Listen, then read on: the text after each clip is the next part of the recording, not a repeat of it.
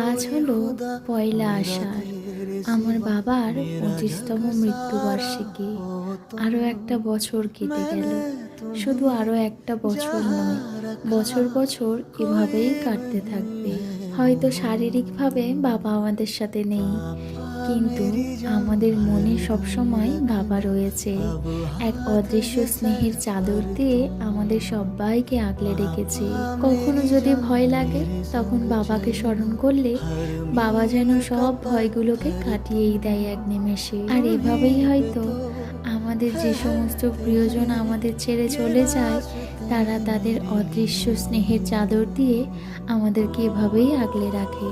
আর এখন এতটাই বড় হয়ে গেছি যে ছোটবেলার মতো এই ফটোটা দেখলেও অতটা আর কাঁদতে পারি না। সমস্ত কিছুই হাসি মুখেই মেনে নিই। আর তোমার কাছে তো এখন সেজো মা, মেজো বাবা, বড় মা সবাই গেছেন। ভোলেনাথ তোমাদের সবাইকে তোমাদের পৃথিবীতে ভালো রাখুক। তোমরা সবাই আমাদেরকে এভাবেই আগলে রেখো। আমরা তোমাদের সবাইকে খুব ভালোবাসি। তোমরা সারা জীবন আমাদের সাথে এইভাবেই হৃদয়ে রয়ে যাবে।